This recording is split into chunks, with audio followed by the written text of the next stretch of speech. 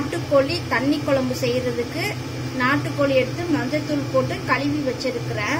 இன்னைக்கு நான் எலும்பு மட்டும்தான் போட்டு வைக்கிறேன். குழம்பு செய்யறதுக்கு மசாலா வறுத்துக்கலாம். 1 ஸ்பூன் வரமல்லி, வரமிளகா ஒரு 7 வரமிளகா, மிளகு 1 ஸ்பூன், சோம்பு, ஜீரகம் 1 டீஸ்பூன், சின்னதா ஒரு பட்டை, கிராம்பு, ஏலக்காய், 1 டீஸ்பூன் சாப்பாட்டு அரிசி, எல்லாத்தையும் வறுத்துக்கலாம். வறுத்தாச்சு மாற்றி வச்சுக்கலாம். சின்ன வெங்காயம் ஒரு 1/4 கிலோ எடுத்து வச்சிருக்கிறேன்.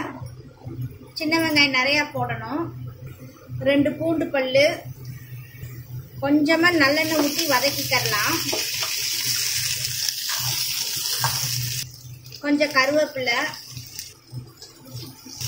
வெங்காயம் வதங்கிடுச்சு. குழம்புக்கு இந்த சைஸ் தேங்காய் எடுத்தால் போதும். தேங்காய் ரொம்ப சேர்க்கக்கூடாது, கம்மியாக தான் சேர்க்கணும். இதை சின்ன சின்னதாக கட் பண்ணிக்கலாம். கொஞ்சம் மஞ்சத்தூள், வீட்டில் அரைச்ச மசால் பொடி 1 டீஸ்பூன், வறுத்த மசாலாவும் இந்த தேங்காவையும் அரைச்சிட்டு வந்துடலாம். அரைச்சிட்டு வந்தாச்சு. இப்போ வதக்கி வச்ச வெங்காயம் பூண்டையும் சேர்த்து அரைச்சிட்டு வந்துடலாம். தண்ணி ஊற்றி வலுவலுன்னு அரைச்சிட்டு வந்துடலாம். அரைச்சிட்டு வந்தாச்சு. ஒரு குக்கரை அடுப்பில் வச்சு நல்லெண்ணெய் சேர்த்துக்கலாம். கொஞ்சம் சோம்பு, கருவேப்பிலை, 2 வரமிளகாய், கொஞ்சமாக சின்ன வெங்காயம்,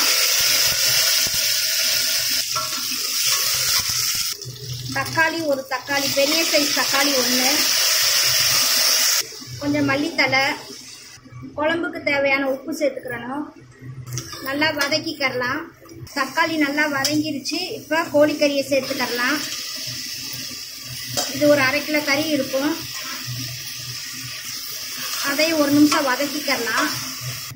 அரைச்சி வச்ச மசாலாவை சேர்த்துக்கலாம்.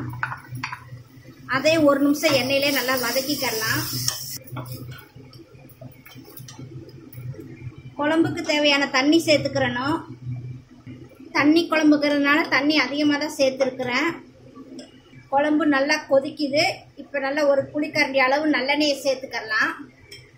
குக்கரை மூடி வச்சு 10 விசில் வச்சுக்கிறணும். குக்கரை திறந்து 5 நிமிஷம் கொதிக்க வச்சுக்கிறணும். லோ ஃப்ளேம்லேயே வச்சு கொதிக்க வச்சுக்கிறணும். மசால் வாசம் போகும். 5 நிமிஷம் கொதிச்சிருச்சு. குழம்பு நல்லா வெந்துருச்சு. கறியும் நல்லா வெந்துருச்சு. மல்லித்தலையை போட்டு இறக்கி வச்சிடலாம். ரொம்ப டேஸ்டான நாட்டுக்கோழி தண்ணி குழம்பு ரெடி ஆயிடுச்சு.